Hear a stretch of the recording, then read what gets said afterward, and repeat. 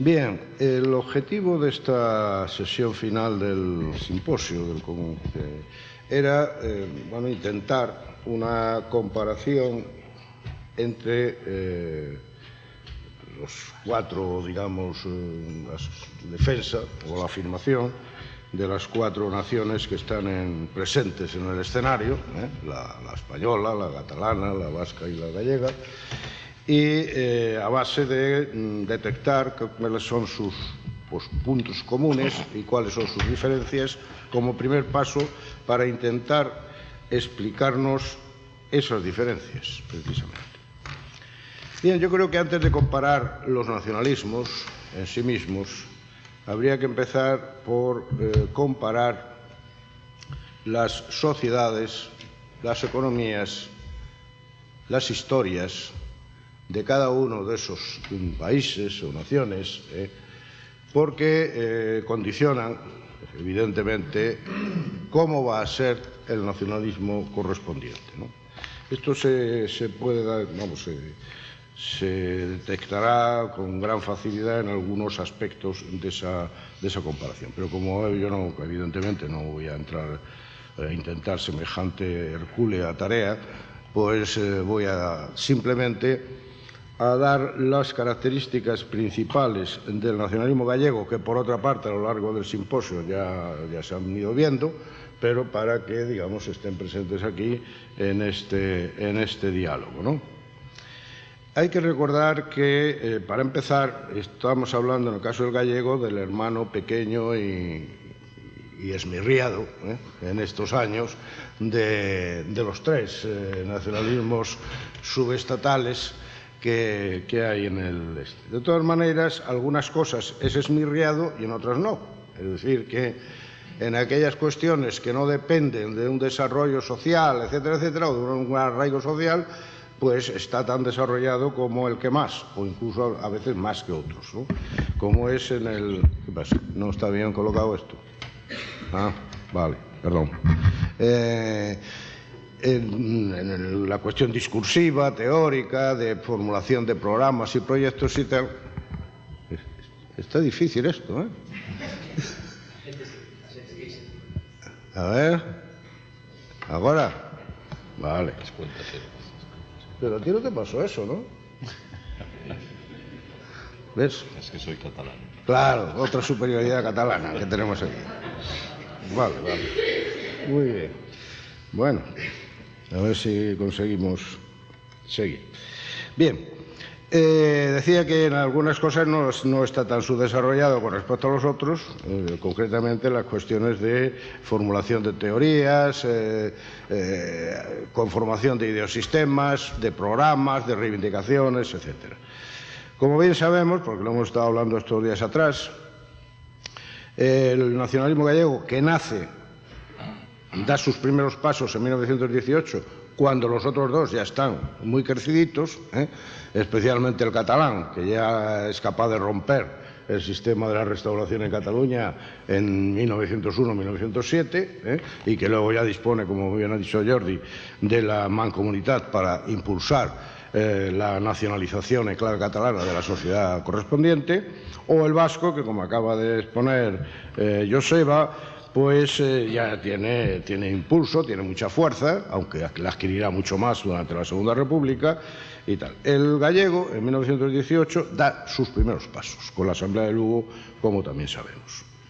Y esos primeros pasos se caracterizan en lo ideológico, por supuesto, porque hay un núcleo común a toda ideología nacionalista, que es la afirmación de que Galicia es una nación en clave étnica e histórica, pero ahí están conviviendo, como también sabemos muy bien, varias ideologías contrapuestas, una de base, una de tipo liberal-demócrata, y por tanto partidario de la República, de una democracia representativa auténtica, etcétera, etcétera, que es la que impulsa la creación de las hermandades, y otra de carácter neotradicionalista católico, que va un poco a rebufo de la anterior en determinadas cuestiones, pero que en otras plantea un modelo de Galicia ideal, no solo en lo social, en lo económico, bastante distinto. Y empieza a haber en la época de las hermandades atisbos, pero solo atisbos, de determinadas posiciones que podíamos llamar socialdemócratas. Pero en estos años de las hermandades solo son cosas muy individualizadas. Y que, sin embargo, en los años de la República esto ya se incorporará de alguna manera a lo que podemos llamar la izquierda del Partido Galleguista y ya tendrá un poquito más de cuerpo, pero de momento no. En todo caso, sobre esta base ideológica, como hay un programa reivindicativo que se le llama autonomía integral y que, como muy bien ha dicho Joseba, la palabra autonomía entonces no tenía nada que ver con lo que se entiende hoy por autonomía, sino que implicaba, como muy bien queda claro en el programa aprobado en la Asamblea de Lugo, implicaba un ejercicio, aunque no se utilizasen estas palabras, pero un ejercicio del derecho de autodeterminación para configurar no un conjunto de estados separados, pero sí una federación o confederación de estados que permanecían parcialmente soberanos dentro de la confederación y que solo cedían a la federación aquellas partes de soberanía imprescindibles para que la federación funcionase. Esto es una idea que no es nacionalista, ni nacionalista gallega, ni nacionalista catalana, ni nada, que es pimargaliana. Es decir, esta idea pimargal de que a medida que vamos para arriba se le debe de dar el poder imprescindible para que funcione el conjunto, pero solo ese, y el resto lo tienen que conservar los escalones de abajo, y por lo tanto este esquema de federalismo radical, decimonónico, es absorbido por las hermandades de Afala, es utilizado por las hermandades de Afala, solo que ahora en clave nacionalista gallega. De manera que ahora no hay que construir el sujeto de soberanía que es la nación está construida ya, porque viene dada por la historia, por la etnia, pero como tal nación sí debe de conservar la mayor parte de soberanía posible, y eso se deduce en el reparto de competencias que se esboza para esa federación ibérica, en realidad, porque se quiere que entre Portugal también, que se propone y que, como ya vimos anteriormente, solo le dejaría a la federación las relaciones exteriores, las fuerzas armadas, la regulación de los mercados y las relaciones entre estados federados, y el resto permanecería en manos de cada estado federado. Bien,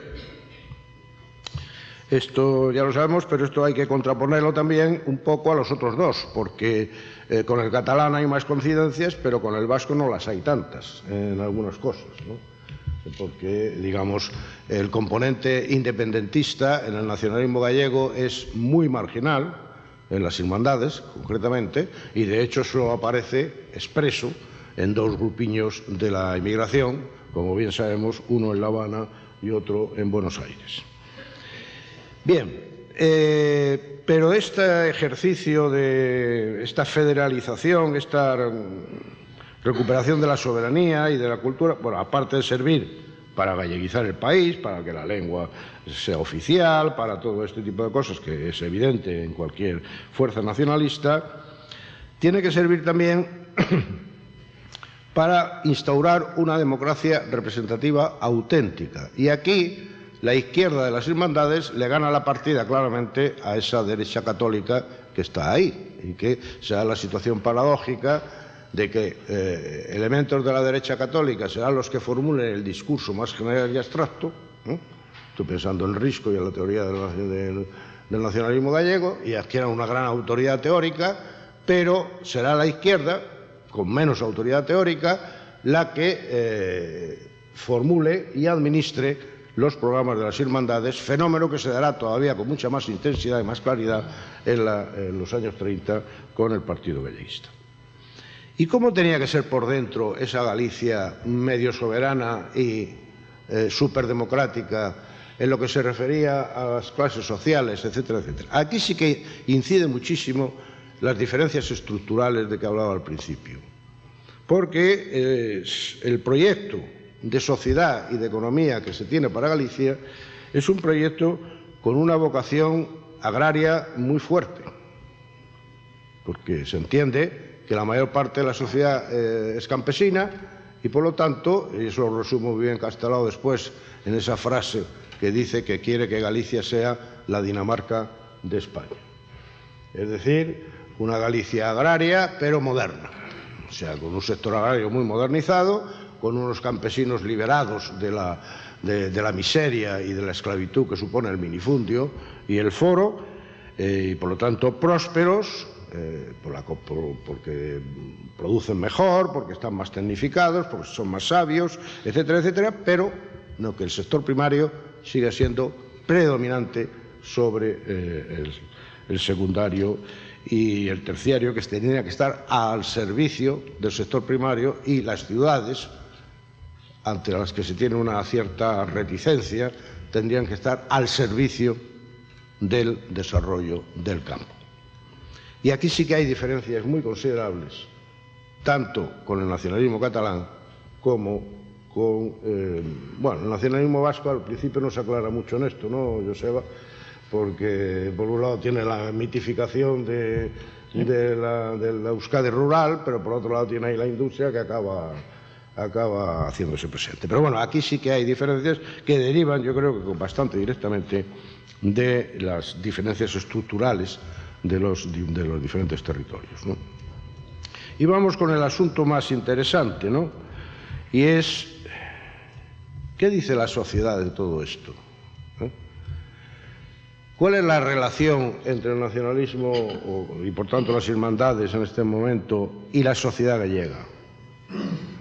Hay un aspecto más fácil de detectar, que ya está estudiado, que es ver de dónde venían los irmandiños socialmente. O sea, bueno, bien, pues vienen mayoritariamente las clases medias, como toda fuerza política del momento. O sea, hasta los primeros revolucionarios anarquistas y socialistas no venían del proletariado.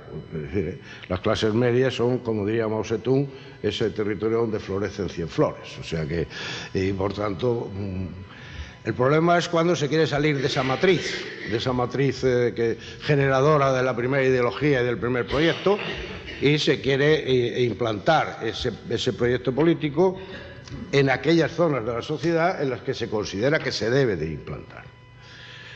Bien, por lo tanto, aquí lo que nos interesa es ver qué actitudes tenían los distintos sectores sociales con respecto a las hermandades. Y aunque en este asunto hay bastante todavía por estudiar, pero bueno, yo creo que se puede afirmar con cierto grado de certeza que para ir de arriba abajo, las burguesías, esto del nacionalismo, ni fu ni fa. Es decir, que la poca burguesía y fragmentada que había en Galicia, el nacionalismo no se mueve entre la indiferencia y la oposición, Y buena prueba de ello es el escasísimo número de empresarios que encontramos que estén en las filas de las hermandades o que las apoyen desde fuera. Pues tenemos a los Peinador y poco más, o sea, y un señor que vendía de la zona de abajo, que tenía un comercio y tal, y muy poquitos comerciantes, y por tanto las clases medias, el nacionalismo, aunque nace en ellas, también es minoritario, y tampoco hay un apoyo de esas clases medias al nacionalismo, porque apoyan más a otras opciones, republicanos, opciones de derechas, etcétera, etcétera. Como bien sabemos, la Iglesia, salvo un número muy reducido de sacerdotes y algún canónigo despistado de Tui, como Lago González, que luego llega arzobispo, pues la Iglesia está muy castellanizada desde el siglo XVI y XVII y se manifiesta en Galicia con esa inercia de la jerarquía eclesiástica gallega, es mayoritariamente contraria al nacionalismo, es mayoritariamente españolista. Hay un momento muy breve en que esto podría haber cambiado, y es justo el momento en que nacen las hermandades, y en que, como nacen, no se sabía muy bien qué carajo era aquello, ¿no? O sea, de las hermandades, pues, se parecía que era una simple reactivación del regionalismo de gaita y juego floral, pues digamos ahí todo el mundo va a ver si pesca en ese río, ¿no? Entonces hay un intento, como es bien sabido, de la Iglesia Católica de ver si puede, digamos, apropiarse de las hermandades para construir con ellas un partido confesional o un instrumento político confesional en Galicia. Cuando esto se ve que no es así, porque las hermandades ya en 1918 zanjan la cuestión, no son regionalistas, son nacionalistas y además no son católicas, son aconfesionales y ahí pueden estar los católicos, pero el movimiento no se va a definir como católico. Los efectivos que la Iglesia gallega mete en las hermandades al principio los retira, salvo algunas personas muy significadas que individualmente deciden permanecer en el nacionalismo, como puede ser el caso de Antonio Losada Díez. Pero en general sabemos que la Iglesia gallega, y aquí sí que hay grandes diferencias también con el País Vasco y con Cataluña, no es un elemento nacionalizador en clave gallega, sino todo lo contrario. La clase obrera, que no era muy numerosa, pero que existía, a pesar de que los irmandiños a veces no se daban cuenta, pues digamos también, como muy bien expresó Dionisio el otro día para el anarquismo, pero lo mismo podía decirse para el socialismo, pues miraban al nacionalismo gallego así de mala manera, porque seguían con el rollo. ¿Qué pasa? Solo 2 minutos, qué barbaridad. Seguían con la cuestión de que todos los nacionalismos eran burgueses y que por lo tanto eso no iba con ellos. Y de hecho, bien sabemos que ya en plena República, en el Congreso que la sección gallega del PSOE hace en Monforte, pues dicen que el Estatuto de Autonomía en Galicia, que para qué, que eso es una carallada y que no hay por qué apoyarlo, es decir, que se mantienen muy reticentes. Por lo tanto, las actitudes, hay una gran orfandad social para el nacionalismo gallego en estos primeros momentos. Y eso demuestra, o no demuestra, pero es un indicio más de algo que algunos venimos estudiando parcialmente en los últimos tiempos, y es que el proceso de nacionalización española de Galicia a estas alturas ya era bastante completo y bastante profundo. Es decir, que así como durante el siglo XIX, sobre todo a mediados del siglo XIX, solo asumen a la nación española en Galicia las clases medias y las clases altas, y en cambio el campesinado pues, está bastante ausente de este asunto. Precisamente con la irrupción del agrarismo, el agrarismo introduce la política en el campo. Y con la política introduce la nación, de alguna manera. Y por lo tanto, a estas alturas de los primeros lustros del siglo XX, la nacionalización española de la sociedad gallega era bastante completa y bastante profunda. Aunque paradójicamente sea el momento en que también nace una fuerza política, que es el nacionalismo gallego, que pretende una nacionalización alternativa de esa misma sociedad. Pero esta paradoja se da en todas partes, es decir, porque justamente el primer tercio del siglo XX es cuando pasamos de la España uninacional del XIX a la España plurinacional, pero al mismo tiempo que surgen esos procesos nacionalistas de nacionalización alternativos, en el País Vasco y Cataluña sobre todo, como supongo que explicará Alejandro, la nacionalización española se hace más fuerte en determinados territorios, ¿no? Bien, y por tanto, y con esto ya acabo, no sé si me pasé los 2 minutos, si me pasé me da lo mismo, acabo con la gran pregunta que yo creo que nos debe de preocupar, por lo menos a los historiadores, y es ¿por qué o cuáles son los factores que explican las diferencias en intensidad y tiempo de las diferentes nacionalizaciones alternativas que se dan en el seno del Estado español? Gracias.